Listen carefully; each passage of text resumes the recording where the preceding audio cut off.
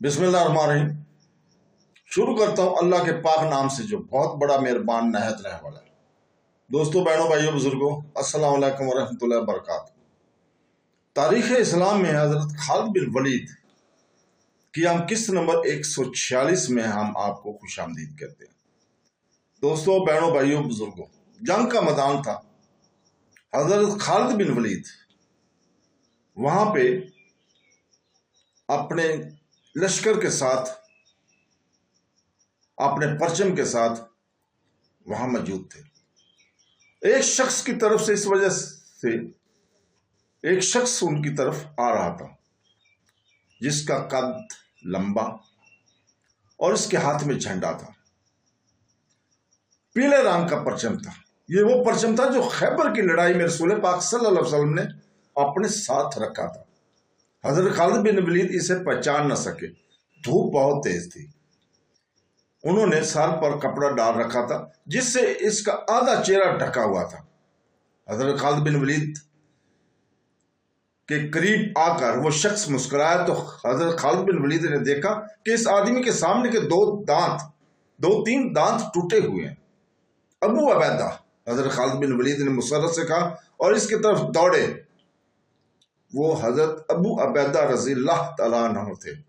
मर्ज राहत से खालिद रज़ियल्लाहु तआला ने इन्हें पैगाम भेजा था कि वो इन्हें बसरा के बहर मिले। अबू अबैदा रज़ियल्लाहु तआला अन्हु हवारी के मुकाम पर पड़ाव डाले हुए थे, जहां से उन्होंने शर्जील रज़ियल्लाहु तआला बिन हसना को 4000 मुजाहिदीन देकर बसरा पर हमला कराया था। इनके पास हजरत खालिद बिन वलीद का कासद बाद में पहुंचा था। अबू अबैदा रज़ियल्लाहु तआला अन्हु मकाम पर इस वक्त बसरा पहुंचे जब हजरत खालिद बिन वलीद रूमियों के साथ बड़े सख्त मार्के में उलझे हुए थे। उन्होंने तलवार निकाली और मार्के में शामिल हो गए। अबू अबैदा रज़ियल्लाहु तआला अन्हु की इस वक्त उम्र 55 साल थी के लगभग थी। वो रसूल पाक सल्लल्लाहु अलैहि वसल्लम के खास साथियों में से थे। इनके दादा अपने वक्तों के मशहूर जरा थे। इसी निस्बत से उन्होंने अपना नाम अबू अबैदा बिन अल जराह रख लिया था।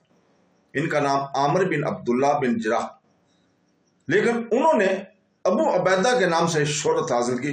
दुबला पतला और कुछ झुका होने के बावजूद इनके चेहरे पर जलाल जैसी रौनक रहती थी हर वक्त। वो दानिशमंद थे। मैदान जंग में भी इनकी अपनी एक शान थी। वो जहानत और अक्लमंदी में भी इनका मकाम ऊंचा था। अबू अबैदा रज़ियल्लाहु तआला अन्हु के सामने के दांत जंगे उहद में टूटे थे। इस मार्के में रसूल पाक सल्लल्लाहु अलैहि वसल्लम जख्मी हो गए थे। आप सल्लल्लाहु अलैहि वसल्लम के खुद की जंजीरों की 2 कड़ियां आप सल्लल्लाहु अलैहि वसल्लम के रुखसार में ऐसी गहरी उतरी थी कि हाथ से निकलती ही नहीं थी। अबू अबैदा रज़ियल्लाहु तआला ने ये दोनों अपने दांतों से निकाले थे और इस कामयाब कोशिश में इनके सामने के 2 या 3 दांत टूट गए थे। इब्ने कतीबा ने लिखा है कि हजूर पाक सल्लल्लाहु अलैहि वसल्लम हजरत अबू अबैदा रज़ियल्लाहु तआला से बहुत मोहब्बत करते थे और हजूर पाक सल्लल्लाहु अलैहि वसल्लम ने एक दफा फरमाया था कि अबू अबैदा मेरी उम्मत का अमीन है। इस हवाले से अबू अबैदा को लोग अमीनुल उम्मत कहने लगे। इस दौर की तहरीरों से पता चलता है कि हजरत खालिद बिन वलीद ने जब अबू अबैदा रज़ियल्लाहु तआला को बसरा के मैदान में देखा तो इन्हें खदशा महसूस हुआ कि अबू अबैदा रज़ियल्लाहु तआला इनकी सिपहसालारी को कबूल नहीं करेंगे। गो खलीफातुल मुस्लिमीन ने अबू अबैदा को तारीरी हुक्म भेजा था कि जब खालिद रज़ियल्लाहु तआला शाम के महाज पर पहुंच जाए तो तमाम लश्कर के सलारे आला हजरत खालिद बिन वलीद ही होंगे। लेकिन हजरत खालिद बिन वलीद को एहसास था कि मुआशरे में जो मकाम और रुतबा हजरत अबू अबैदा रज़ियल्लाहु तआला को हासिल था वो इन्हें हासिल नहीं है। हजरत खालिद बिन वलीद खुद भी अबू अबैदा का बहुत एहतराम करते थे। ये एहतराम ही था कि बसरा के मैदान जंग में हजरत खालिद बिन वलीद ने इन्हें अपनी तरफ आते देखा तो हजरत खालिद बिन वलीद दौड़कर इनकी तरफ पहुंचे। अबू अबैदा घोड़े से उतरने लगे।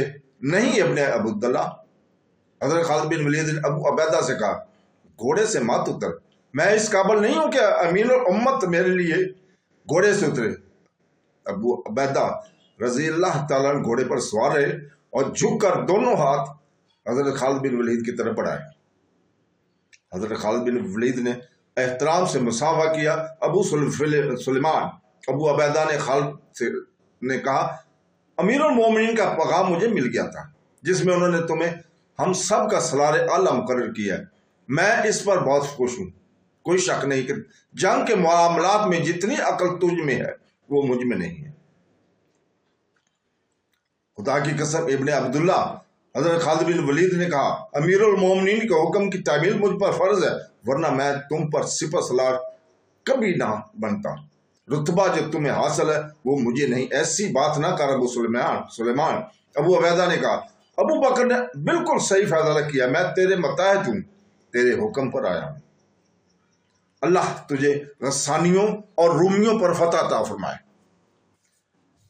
حضرت خالد بن ولید نے بصرہ کو معاصرے میں لینے کا حکم دیا۔ رومیوں اور عیسائیوں کی لاشیں جہاں پڑی تھیں وہیں پڑی رہیں، اوپر گدوں کی خول اڑ رہے تھے اور درختوں پر اتر رہے تھے۔ مجاہدین اپنے شہیدوں کی لاشیں اٹھا رہے تھے، ان کی تعداد 130 تھی۔ حضرت خالد بن ولید نے شہر پناہ کے ارد گرد گھوڑا دوڑا کر جائزہ لیا اور کہ دیوار کہیں سے توڑی جا سکتی ہے یا نہیں۔ دیوار کے اوپر سے تیر آ رہے تھے، لیکن مسلمان ان کے ضبط سے بہت دور تھے۔ قلعے کے اندر مایوسی چھائی ہوئی تھی۔ جبلہ بن علیم اور رومی سپہ سالار خاموشی سے ایک دوسرے کا منہ دیکھ رہے تھے۔ کیا تم بالکل ہمت ہار بیٹھے ہو؟ جبلہ بن علیم نے رومی سالار سے پوچھا، تم نے کہاں ہمت نہیں آئی؟ رومی سالار نے شکست کا غصہ جبلہ پر نکالا اور کہا، مسلمانوں کے راستے میں سب سے پہلے تم اور عیسائی آئے تھے اور مسلمانوں کو نہ روک سکے تھے۔ مرج راحت میں بھی تمہاری فوج ناکام رہی۔ کیا تم مجھے اور میری فوج کو مروانا چاہتا ہے؟ باہر نکل کر دیکھ فوج کی نفری کتنی رہ گئی ہے۔ ہمارے ساتھ کچھ نفری میدان جنگ میں ماری گئی ہے اور مجھے بتایا گیا ہے کہ ہمارے بہت سے سپاہی اور کمانڈر اجنا دین کی طرف بھاگ گئے ہیں۔ قلعے میں تھوڑی سی نفری آئی ہے، دیوار پر جا کر باہر دیکھ اور لاشوں سے حساب کر کے ہمارے پاس کیا رہ گیا۔ باہر سے مسلمانوں کی للکار سنائی دے رہی تھی، رومی سالار باہر آ کر صلح کی بات کرے۔ رومیوں، قلعہ ہمارے حوالے کر دو، ہم نے خود قلعہ حصار کیا تو ہم سے رحم کی امید نہ رکھنا۔ اس کے ساتھ ہی حضرت خالد بن ولید کے حکم سے مجاہدین دروازے توڑنے کے لیے آگے جاتے رہے، مگر اوپر کی تیروں نے انہیں کامیاب نہیں ہونے دیا۔ انہوں نے ایک جگہ سے دیوار توڑنے کی کوشش بھی کی، لیکن کامیابی نہ ہوئی۔ شہر کے لوگوں پر خوف طاری تھا، وہ مسلمانوں کی للکار سن رہے تھے۔ وہ جانتے تھے کہ فاتحہ فوجیں شہر کے لوگوں کو کس طرح تباہ کیا کرتی ہیں۔ مسلمان کہہ رہے تھے کہ قلعے خود دے دو گے تو شہری اور ان کے گھر محفوظ رہیں گے۔ جبلہ بن علیم اور رومی سالار کمرے سے باہر نہیں آتے تھے۔ شہر کے لوگ ایک ایک کر کے لمحہ خوف و ہراس میں گزار رہے تھے۔ وہ تنگ آ کر جبلہ کے محل کے سامنے اکٹھے ہو گئے۔ مسلمانوں سے صلح کر لو، وہ کہہ رہے تھے، ہمیں بچاؤ، قلعہ انہیں دے دو، ہمارا قتل عام نہ کرواؤ۔ جبلہ اور رومی سالار نے 3-4 دن تک کوئی فیصلہ نہ دیا۔ حضرت خالد بن ولید نے معاصرے کے بہانے سے اپنے لشکر کو آرام کی مہلت دے دی۔ انہوں نے شہیدوں کا جنازہ پڑھ کر اسے دفن کر دیا۔ آخر ایک روز قلعے پر سفید جھنڈا نظر آیا، قلعے کا دروازہ کھلا اور رومی سالار باہر آیا۔ اس نے صلح کی بھیک مانگی۔ حضرت خالد بن ولید نے ان پر یہ شرط عائد کی کہ وہ جزیہ عطا کرے۔ رومی سالار نے قلعہ حضرت خالد بن ولید کے حوالے کر دیا۔ یہ جولائی 634 ہجری جمادی الاول کا وسط تھا۔ رومی اور غسانی قلعے سے نکلنے لگے۔ شرجیل رضی اللہ تعالیٰ عنہ بن حسن نے دیکھا تھا کہ رومی سپاہی اجنا دین کی طرف بھاگ رہے تھے۔ شرجیل رضی اللہ تعالیٰ نے اپنا ایک جاسوس اجنا دین بھیج دیا۔ اس جاسوس نے آ کر اطلاع دی کہ رومی فوج اجنا دین میں جمع ہو رہی ہے اور توقع ہے کہ وہاں 90,000 فوج تیار ہو جائے گی۔ ہماری اگلی منزل اجنا دین ہی ہوگی۔ حضرت خالد بن ولید نے کہا، نپولین ان جرنیلوں میں سے تھا جنہوں نے اپنے دور میں تاریخ کا پانسا پلٹا اور پورا ارض کو ہلا کر رکھ دیا تھا۔ فرانس کی تاریخ ساز جرنیل نپولین نے حضرت خالد بن ولید کے متعلق کہا تھا، اگر مسلمانوں کی فوج کا سپہ سالار کوئی اور ہوتا تو یہ فوج اجنا دین کی طرف پیش قدمی ہی نہ کرتی۔ نپولین کا دور حضرت خالد بن ولید کے دور کے تقریباً 1200 سال بعد کا تھا۔ تاریخ کے اس نامور جرنیل نے ان کی کامیابیوں اور ناکامیوں کا اور ان کی فوجوں کی کفایت اور کارکردگی کا گہرا مطالعہ کیا تھا۔ جولائی 634 عیسوی میں بصرہ کی فتح کے بعد حضرت خالد بن ولید رضی اللہ تعالیٰ نے اپنی فوج کی اجناد دین کی طرف پیش قدمی کا جو حکم دیا تھا وہ مسلمانوں کی فوج کی جسمانی کیفیت اور تعداد کے بالکل خلاف تھا۔ انہیں جاسوس نے صحیح رپورٹ دی تھی کہ اجناد دین میں رومیوں نے جو فوج مسلمانوں کو کچلنے کے لیے اکٹھی کر رکھی ہے اس کی تعداد 90,000 سے زیادہ ہو سکتی ہے، کم نہیں۔ یہ فوج تازہ دم تھی، اس کے مقابلے میں مسلمانوں کی تعداد 30,000 کے لابق تھی اور یہ فوج مسلسل لڑتی چلی جا رہی تھی۔ صرف بصرہ کی لڑائی میں 130 مجاہدین شہید اور بہت سے زخمی ہوئے تھے۔ یہاں موضوع معلوم ہوتا تھا کہ اس دور کی اسلامی فوج کی متعلق کچھ تفصیل پیش کی جائے۔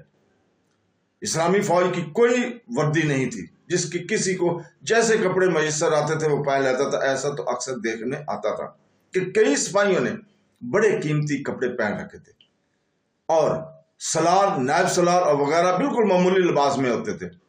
وجہ تھی کہ سپاہی مالہ غنیمت میں ملے ہوئے کپڑے پہن لیتے تھے۔ اسلامی فوج کی ایک خوبی یہ تھی کہ سلاروں، کمانڈاروں یعنی افسروں کا کوئی امتیازی نشان نہ تھا۔ افسری کا یہ تصور ہی نہیں تھا جو آج نظر آتا ہے دیکھنے کے لیے۔ بعض قبیلوں کے سردار سپاہی تھے اور انہی قبیلوں کے بعض ادنا سے آدمی کمانڈار ہوتے تھے۔ عہدے اور ترقیاں نہیں تھیں۔ آج ایک آدمی جذبے کے تحت فوج میں سپاہی کی حیثیت سے شامل ہوا ہے تو 1-2 روز بعد وہ ایک دستے کا کمانڈر بن جاتا تھا۔ جذبہ اور جنگی اہلیت دیکھی جاتی تھی۔ ایسے بھی ہوتا تھا کہ ایک مارکے کا افسر اگلے مارکے میں سپاہی ہو۔ تو دوستو، اس کے ساتھ ہی آج ہم آپ سے اجازت چاہتے ہیں اسی جگہ پہ۔ کل انشاءاللہ تعالی ہم اگلی قسط آپ کے سامنے لائیں گے جب، تو وہ یہیں سے شروع کی جائے گی جہاں آج ہم رک رہے ہیں۔ تو دوستو، کل تک کے لیے اجازت، اللہ حافظ۔